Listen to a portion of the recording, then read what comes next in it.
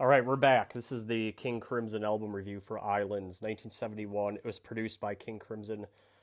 I have the version that is produced and remixed by Steven Wilson, though. You can see that here.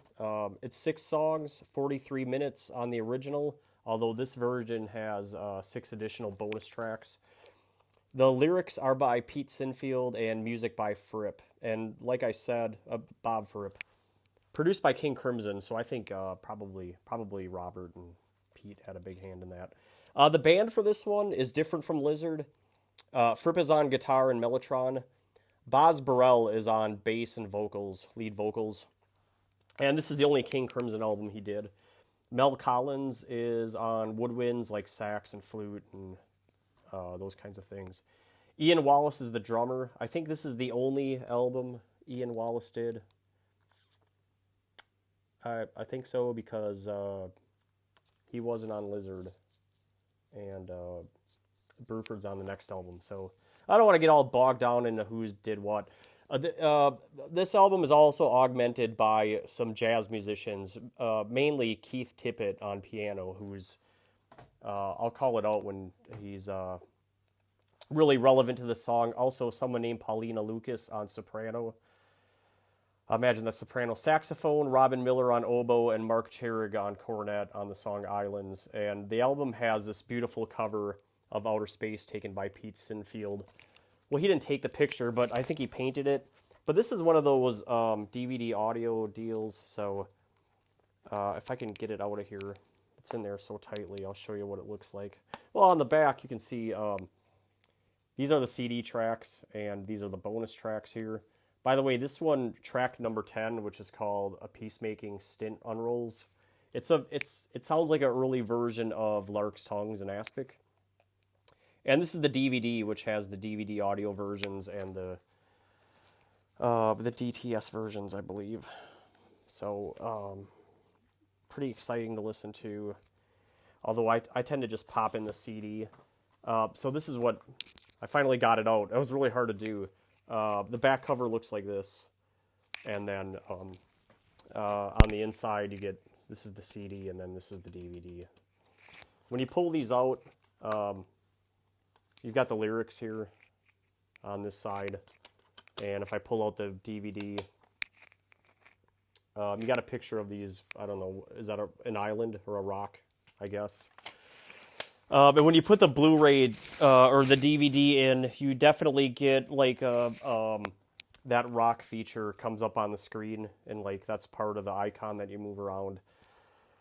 The insert has a lot of photos of the band, things like that, and it's got lyrics and a description. You know, that's, I basically read to you what was in the liner notes for the personnel, but there's like a lot of pictures, and then this tells you, you know, what's in the CD and the DVD. And yeah, like, let me show you this. I think this was the original album cover, which has that rock on it, but this is sort of like what the DVD menus like. You can see pictures of the band and Fripp and Pete and all these guys. So yeah, you could, you know, sometimes I thumb through this when I'm listening to the album, but not so much. I'm mainly just listening to the music. What's the deal here? This album, it's a jazz fusion. It's jazz, it's prog rock, it's art rock, it's album rock, it's everything. Lots of mellotron woven in, and coming off of Lizard, which is the previous studio album for King Crimson. This album here, Islands, is tighter and more structured, in my opinion, and it still retains some of the freeform jazz from Lizard, but it just feels... it feels like they nailed down what they were trying to do more tightly. It's more woven together. And you can feel it. It's a different experience than listening to Lizard. Lizard's kind of all over the place and a lot of freeform avant-garde type stuff going on there. So with that, let's get into it. The first track is Formentera Lady. It's 9 minutes and 55 seconds. This is one of their coolest songs ever, not just for King Crimson, but for anybody.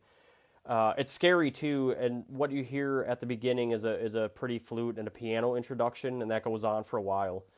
Formentera Lady is in the key of A minor, at least according to Chordify.com, which is what I looked at for this album. Chordify is kind of fun because you can listen to the YouTube video and then it tells you what the chords are as it moves along, which is interesting. However, I saw, even though I looked at Chordify.com, I was looking at other places. I saw that there was a flute scored for this in G major or E minor. So, opinions vary and not everybody gets it right, but A minor sounds right. It's definitely a minor chord. It's 115 beats per minute in 4/4 time. The verse is houses iced and whitewash guard a pale shoreline. So you get a very nautical theme to it, and I guess that's one of the interesting things is they put this very spacey album cover on it. But all these songs are very nautical in nature, kind of like Pink Floyd metal almost. Not the same, but there's parallels there. All the verses in Formentera Lady are in 16 bars, and then the big bass kicks in after the second verse, I believe. The boom, boom, boom, and then Boz has a real nice, pleasant singing voice. Formentera Lady. It's nice to listen to, and what's different about the vocals on this album compared to Lizard is on Lizard they really doctored up Gordon Haskell's vocals, and on this, Boz is pretty much just singing straight through, and it's very pleasant, very very appealing. He's got a unique voice. And also in Formentera Lady, there's flourishes of flute and piano throughout the song, just like in the introduction. It kind of comes back and they bring it back. There's a jam after the fifth verse, starting at 5 minutes and 18 seconds. It's a saxophone or an oboe that kicks in at 5:55. It's hard for me to tell the difference between an oboe and a sax by hearing it. If you've ever seen an oboe, it looks big. It looks like a big clarinet. But, these reed instruments, they all kind of sound similar anyway. But anyway, Formentera Lady, just to summarize, it's verse, verse, verse, verse, verse, and then that long jam at the end from 5:15 all the way to 9:55. And it does this. Da, da, da, da, da, da. It really builds. I mean, it's really cool. And it leads in perfectly to the second track, Sailor's Tale, which is 7 minutes and 20 seconds long. There's this big dun dun from Formentera Lady morph into a new... it's new, but it sounds similar to what's in Formentera Lady. Dun dun. But the beat radically changes, and I quite like the drumming in the song Sailor's Tale. At 2 minutes and 33 seconds, the song changes to a slower 4/4 time and has a big bass line.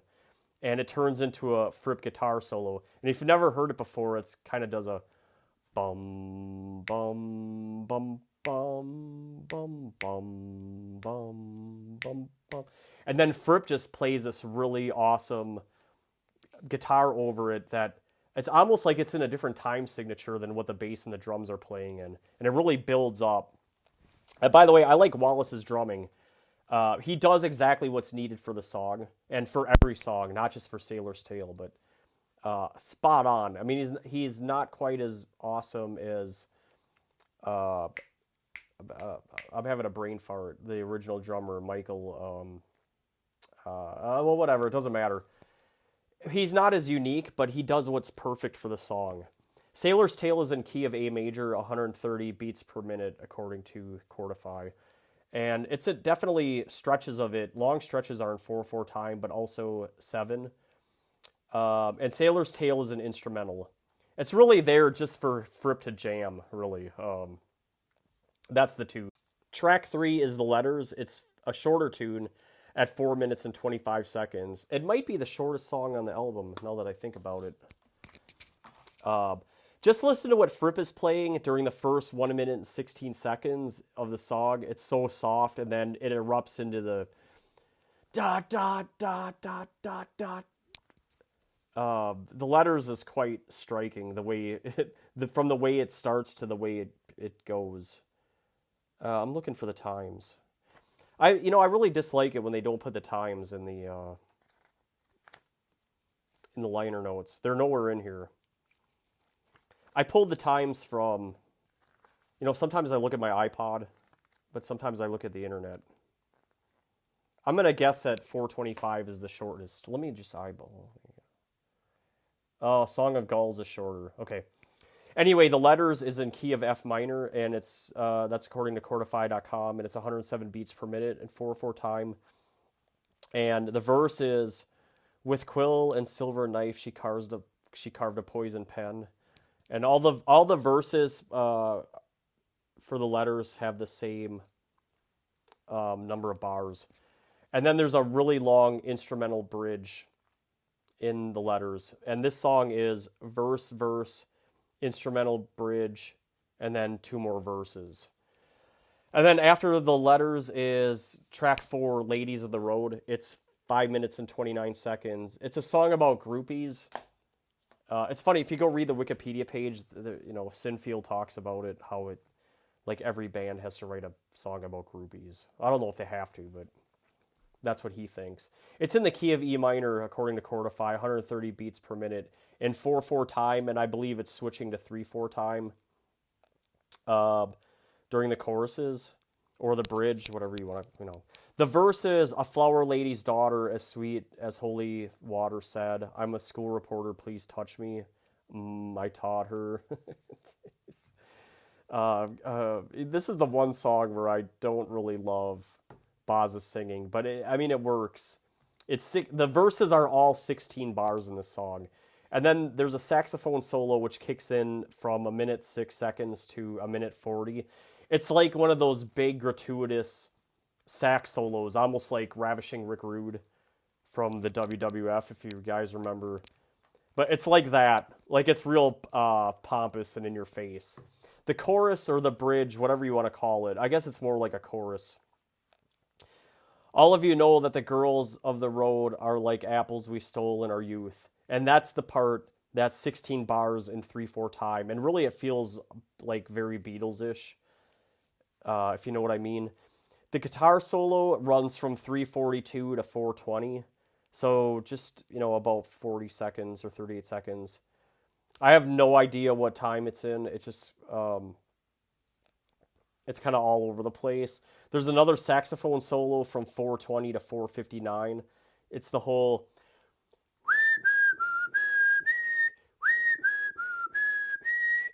I always wonder, because the credits have Mel Collins and Paulina Lucas credited to sax. I wonder who's doing it. It could be either. I don't know. The outro is from 4 minutes and 20 seconds on 4:20. And it's just ladies on the road, and that's the end of the song.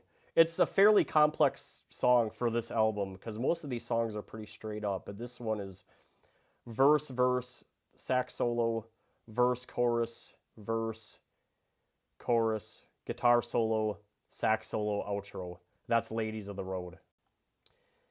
Okay, now we're into track 5, which is Prelude, Song of the Gulls on Islands. It's 4 minutes and 14 seconds. It's in the key of E major and 83 beats per minute. It's in 3/4 time. It feels like a waltz. And it's an instrumental. And really, it's just there to set up the last song on the album. Song of the Gulls featuring Fripp really playing some nice arpeggiated guitar behind the oboe and cello. And really good oboe part by Robin Miller as the song progresses. At least I think it's the oboe. And it could be a mellotron in there too. It's hard to... On some songs, it's really clearly easy to tell that it's a mellotron. And on some songs, it's more difficult. But I think this is a mellotron in there on Song of the Gulls. It's hard to say. It sounds like layers of violins, but there's nothing like that in the credits. So best guess is mellotron. Okay. And it sounds really lovely. Song of the Gulls. It kind of does a... Okay, and then that segues into the final track on the album, which is track 6, Islands, which is the name of the album. It's 9 minutes and 14 seconds. It's also in the key of E. And it's about the same tempo, 81 beats per minute. 3/4 time again. And it seems like the same time as Prelude, but when Boz sings, there's some There seems to be some changes in it, like 2/4 or possibly 5/4 time in there. Hard to say without looking at the sheet music. By the way, if you've ever looked, it's really hard to find sheet music for King Crimson songs. And I like looking at the sheet just to see what it looks like, and to look at the music and the breakdown, but it's nearly impossible. The verse, Boz sings, "Earth, stream, and tree, encircled by sea, waves sweep the sand from my island." And Boz is really, he's really singing. It's not like an energetic, almost like in a somber, I would describe it. And then in the chorus part of the song, "Beneath the wind, turned wave, infinite peace, islands join hands, neath the heavens sea." And again, it's just like a real somber song. And he does a great job. The instrumental runs at, it starts at 1:55, and the piano takes the lead melody in the instrumental. Then there's a cornet part. Mark Cherig starts from 2 minutes and 32 seconds to 3 minutes and 25 seconds. So almost a full minute. So 53? Yeah, about 53 seconds. Very, very long cornet solo at the beginning of the song. And then at 3 minutes and 50 seconds, the mellotron really kicks in and gets louder as it goes on in between the second chorus and the third verse. And Islands is probably, it's definitely the crescendo to the album. It's like the main point of the album, right? It's the main part of the story, and I would even say, is it the best song? I don't know if I would say it's the best song. Because I like everything on this album. Formentera Lady and Sailor's Tale and the letters are excellent. It's definitely not the worst song on the album. I'll say Ladies of the Road is probably the poorest song on the album, but it's not a bad song. It's not a skip. You can just listen to this album. And by the way, if I forgot to bring it up, this is the best sleeping music of all time. Like, if you can't sleep and you're battling insomnia or whatever, you just have to put in the earbuds and listen to this, because Islands is the best sleeping music ever. Okay, definitely my tops. And there are other good ones like Richard Wright, both the Richard Wright solo albums, Broken China and Wet Dream, which I hate the title of, but those are great to sleep with. But Islands is the best. Okay, anyway, the title track to close it out. Verse, chorus, instrumental, verse, chorus.